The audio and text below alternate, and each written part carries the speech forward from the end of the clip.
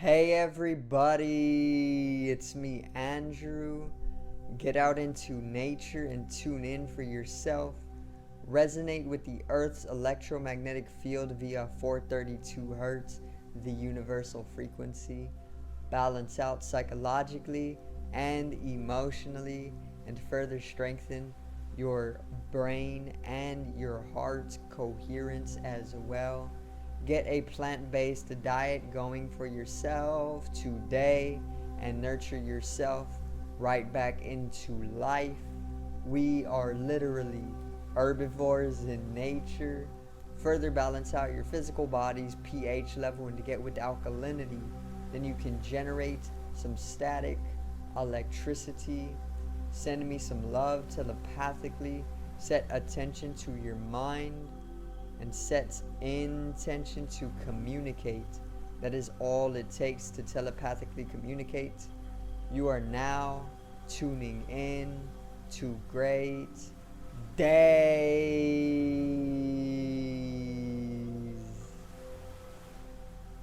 Now today I'm going to go over the Tao, or even the Way, or even the Great Integrity, okay, which is literally a way that was established or founded by Lao Tzu, a Chinese philosopher.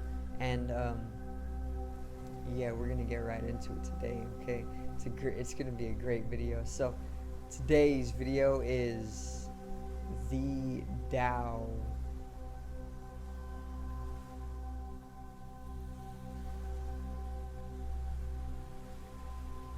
Now,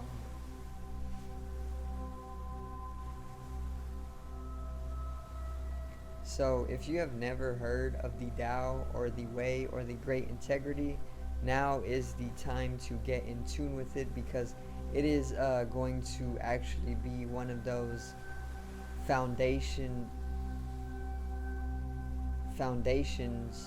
to basically shift the entirety of the globe's state as it is now. It's one of those pieces of literature that is pretty much foretelling a large part of humanity, you know, like the Bible or even the Quran, or even the Vedas, or whatever you want to go about. It's one of these types of books. It goes beyond the time. Obviously, it is of a higher dimensional understanding, and the founder of the Tao, or Lao Tzu, the Chinese philosopher, is actually the writer of it. Okay, and once again, he goes basically poetically going about how we are not in the Tao anymore. Okay, he basically goes to help the reader realize the Tao, which is the universal way. It is known as the Way. It is also known as the Great Integrity, because it is literally coming to communion with the entire universe. Okay, it's one of those books that will actually completely transform your life after one read. Okay, literature is very powerful. All right, knowledge is power. Once again, literature is knowledge. Knowledge is further power. Okay, and power is something that allows you to bring in a process of transformation, most definitely, and inevitably. Okay, and the Tao is one of those ways that is actually going to do this to the earth. So where the Tao is from is the book. It's the Tao Te Ching, or the Tao Te Ching, if you want to basically pronounce the words in English. Okay, it's known as the Tao Te Ching, but it's spelled Taote, and then Ching, Ching.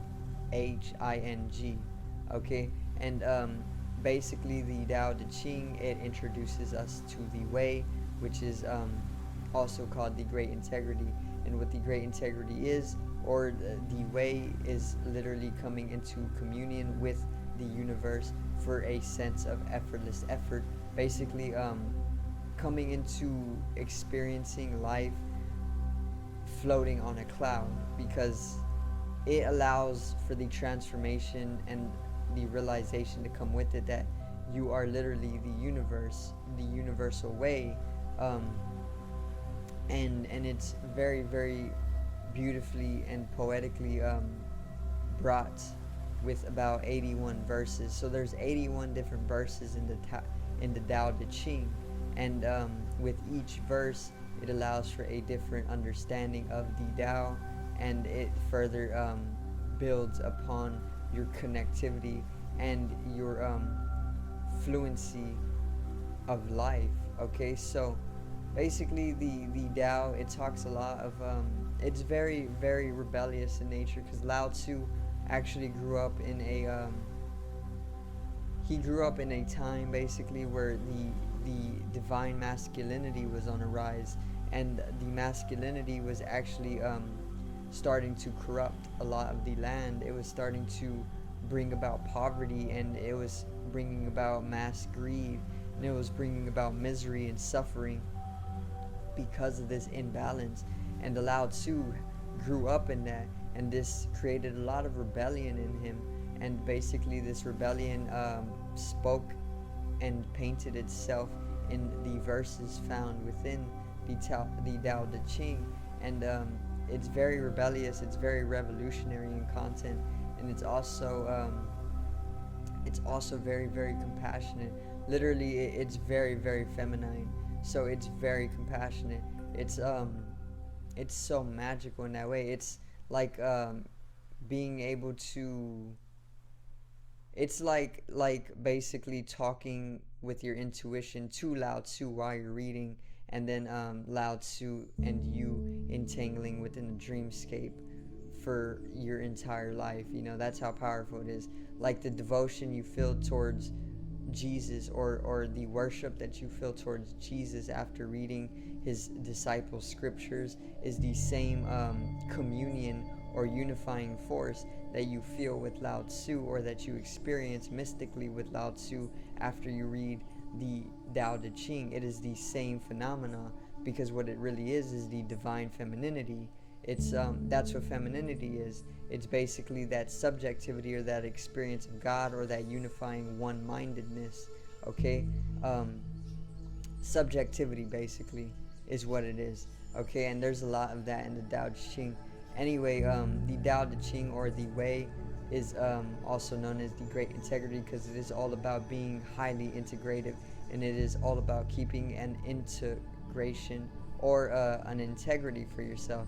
Literally the greatest sense of integrity that you will ever feel in your life. It is highly, highly philosophical as well, which is the best part about it, because philosophy is literally metaphysics, and metaphysics is what everybody needs in order to transcend or go beyond the physics, or your physical body, and even the mental body, okay, into the higher spiritual bodies, the energetical bodies, which Lao Tzu also delivers, which is all about philosophy, or philosophy, which, if you did not know, philosophy, it actually breaks down and translates to the love of wisdom.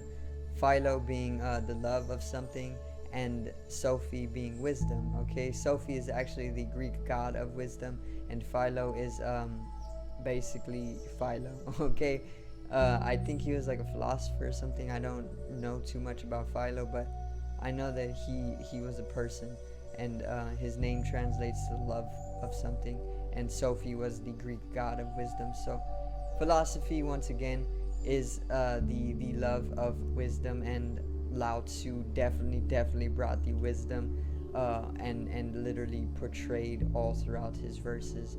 Very, very artistic as well. He's a wordsmith in it, so he's great at it, and his work is very, very much timeless. He wrote this literally like a millennia ago, probably, or about 700 years ago, or somewhere around that time period, and he's basically telling where the world is going nowadays, because he had such a high dimensional understanding of life that he was literally able to completely disregard time, and just tell how the world is, beyond time, because once again, time is an illusion. And if you know this, if you're fourth dimensional in nature, time is an illusion, of course. And we see this with a lot of media and entertainment. Like the one episode of Rick and Morty, it actually introduces a fourth dimensional being, and the fourth dimensional's being, its ability is to actually travel to any space and time, because it's fourth dimensional and it is transcending the concept of cause and effect completely, or time completely, which is once again fourth dimensional. So Lao Tzu is very much a higher dimensional being once again. So he is very, very holy. He is of a holistic nature as well, and he is basically talking about how the world needs to come to integrate the divine feminine once again, so that we can see from a unifying perspective, instead of being at odds with each other and fighting with each other and literally just bringing about each other's misery and suffering, so that when one of us falls, everybody in the room falls, and that is what happens with this diseasing or the imbalancing of the divine masculinity. So the masculine is not bad, okay, which is what I got to explain to you guys. I'm talking as if it's literally bad compared to the divine femininity, but in all actuality, it's what the masculinity has come to be with the government's conditionings and its sense its sense of twistedness, okay? So what they have made masculinity to be collectively nowadays is very coercive and very, very violent and over-sexualized and just very, very dirty and very aggressive and very incompassionate and very inconsiderate, okay? This is what they have brought the masculine energy to. Coercion is basically when somebody forces you to do something that you don't want to do, okay? Usually through violence, which usually comes from aggression, which usually comes from fear, or even pain or damage or trauma, okay? And this is what the divine masculinity has become nowadays. And he goes over this in the Tao Te Ching quite often, because he wants to make you aware that this is where the world is nowadays, and this is where we are right now, 2022, present day. We are still within this imbalanced masculinity and this diseased masculinity. This is why we have to work before we are able to eat. This is why we have to work in order to get pay, in order to buy the food. We shouldn't have to pay for food. We shouldn't have to slave away in the day, straight from days, for our food, okay? We don't need to do that. The food should be given to us for free, and then we should be in joy. We should then be happy enough to be eating for free, like how it should be, like all other animal species are eating for free abundantly from Mother Earth, who provides excessively for everybody times 10, okay? That's what this imbalanced masculinity has brought. It has brought about the actuality that we have now found ourselves having to work before we are able to even eat. We have to pay for food that is over expensive, and it is literally being poisoned under our noses as well. So he goes into all this as well, very poetically once again, and he helps us understand how mystical the divine femininity is, and the coming back into the great integrity. So the fact of it is that we've lost the great integrity, which is that collectivity, or that one-mindedness, okay? Basically, our consciousness has been fragmentized, or it has come into a fragmentary state. It has split itself up, and it has made personas or individual egos or sense of self-identities, okay? And the universe did this because it wanted to go into a function of novelty, which is basically like doing the same thing over and over and gradually progressing spiralistically, of course. It's basically a process of evolution. So the universe as one organism, remember the universe actually translates to one song because it is literally one giant organism. It's like one cell, and then the multiverse obviously would be all the other cells, and then it all comes together to build an even bigger organism. Okay, it's such a beautiful understanding or perspective of life. But anyway, the universe, this singular universe, is one organism, and there's truly no separation, and everybody on the earth or in the universe is one in nature, okay?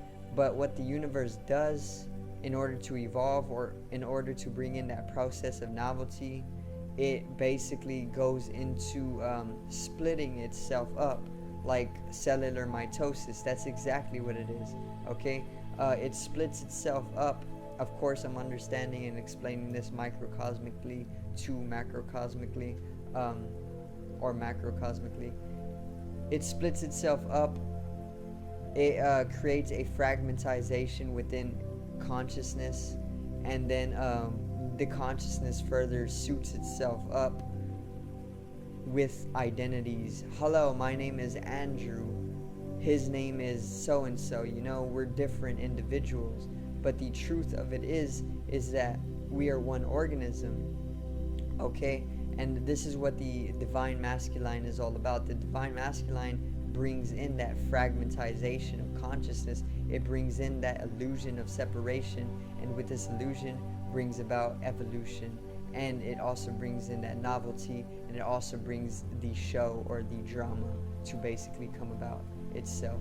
And he talks of this. He talks of the fragmentation or the fragmentary process, and then he further goes into saying that it's going to come back into that unifying subjective nature of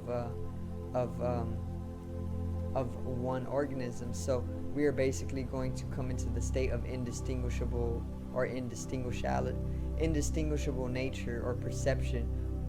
There's going to be a day where we will not be able to distinguish between myself and another. I will see everything as literally me, which is how you will be perceiving if you shift into the fifth dimension, which is already canonically going on within humanity's history. So once again, the divine feminine is on the rise. We are shifting into that unifying perspective once again, and pretty soon, if you don't hold on to the third dimension or the physical body and you allow the natural shift to take place, you will be in a perception that is basically indistinguishable from another, which is literally that state of pure love and pure bliss. There's no fear there because in the fifth dimension there is no death. There's no death right now. It's one of those illusions. Albert Einstein proved this because he was lucid. Okay, he was literally one of the most brilliant mathematicians, and basically he mathematically proved that we are energy. E equals mc squared. Energy equals mass times the speed of light squared. And then he further stated or explained that energy can never be created nor destroyed, only transformed or transferred. So if it can never be created nor destroyed, then birth and death are both just illusions or beliefs. And what is true about it is that they are just states of transformation, and we are just energy in eternal transformation or fluctuation or transference. You know, the gazelle that is eaten by the lion is used as energy to further sustain the lion's life.